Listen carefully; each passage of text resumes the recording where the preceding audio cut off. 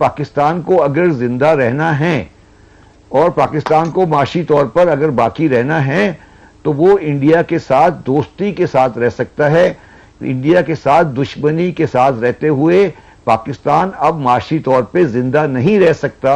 अगर वो जितनी मर्जी भी इंटरनल रिफॉर्म कर ले, चढ़ाया जा रहे हैं आमदन, क्योंकि हम हालात बिल्कुल ठीक कर सकते हैं हिंदुस्तान से और नहीं कर रहे, और के कोई जज्बातियत है और के कोई स्ट्रेटेजिक इश्यूज। ये बहरहाल बिलाल, मैं चाहूंगी कि आप, ये बहुत से सवालात उठ गए हैं, इनका आप जवाब दें, अगर आप इजाजत दें तो हम बोला है। यार ये कितनी बड़ी बात है, देखिए ना, 750 अरब का annual export, $750 billion annual export. ये कुछ ही साल में ये जो पूरा ये मोदी जी ने कर रखा है ना, आत्मनिर्भर भारत, और ये वो सुपर हाईवेज बन रहे हैं और ऐसा बन रहा है पूरा, एक गडकरी जी भी 24 घंटे लगे रहते हैं चाबी देके सबको। दोस्तों इतनी बड़ी चीज है, इतनी बड़ी चीज है, मैं बता रहा हूं, इट्स नॉट, और मैं कोई ऐसी बात नहीं कह रहा, मुझे 1 खरब $1 trillion is not a big deal for India, not a big deal for India. मैं आपको 5 पता नहीं है। ठीक है, भारत ने पिछले कुछ सालों में अपनी इकॉनमी पे बहुत ज़ोर दिया और इस वक्त वो दुनिया की 5th लार्जेस्ट इकॉनमी है, 3.5 ट्रिलियन की, और मुमकिन है कि 2030 तक वो 5 ट्रिलियन की इकॉनमी। एंड भाई प्लीज़ चैनल को सब्सक्राइब करें जिससे हमें वीडियो बनाने का हौसला मिल सके। 150 billion in export this year, 750 अरब का इंडिया एक्सपोर्ट करेगा। ये कह रहा है powered by services, India's export in the first 11 months of this financial year have already crossed 2021 full year record number of around 672 billion, यानी कि पहले 11 months of this financial year वो पार कर गया है, touching 702.88 billion. We will exceed a target of 750 billion overall goods and services export in FY23। ये commerce secretary Sunil Barthwal जी ने ये बोला है।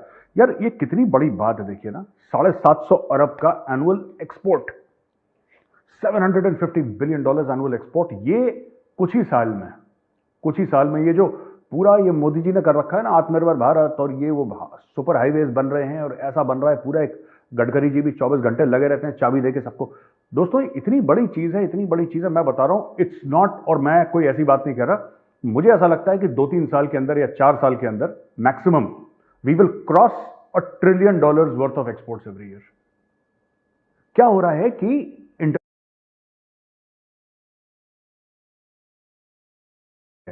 इसीलिए आप देखिएगा कोरोना के बाद, जब कोरोना खत्म हुआ तो पूरी दुनिया की इकोनॉमी में मार खाई, चाइना ने भयानक मार खाई, इंडिया को इंपैक्ट पड़ा, नो डाउट इंडिया को इंपैक्ट पड़ा, लेकिन India was one large economy which. मैं जो बात कर रहा हूं वो ये कह रहा हूं कि पाकिस्तान को अगर जिंदा रहना है और पाकिस्तान को माशी तौर पर अगर बाकी रहना है तो वो इंडिया के साथ दोस्ती के साथ रह सकता है।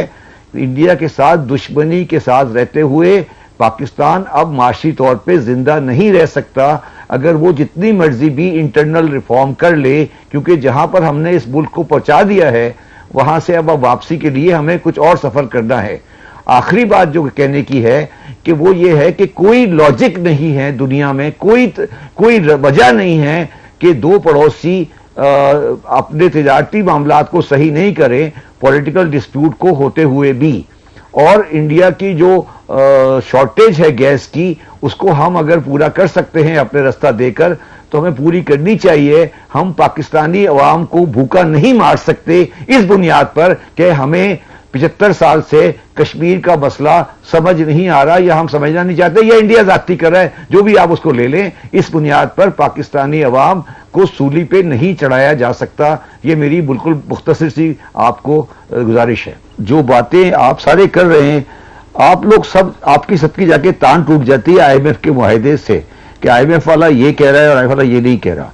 मैं पहले भी कह चुका हूं और दोबारा कह रहा हूं कि IMF के मुआहदे के बाद भी हम डिफॉल्ट कर जाएंगे अगर हमारे चीन का इन्फ्लुएंस पाकिस्तान में बढ़े। अगर भारत को एक रीजनल पावर के तौर पे उभरना है तो फिर ज़रूरी है कि भारत अपने सारे ऑप्शंस खुले रखे और चीन का जो इन्फ्लुएंस है पाकिस्तान में बढ़ते हुए उसको भी रोके। पता नहीं है।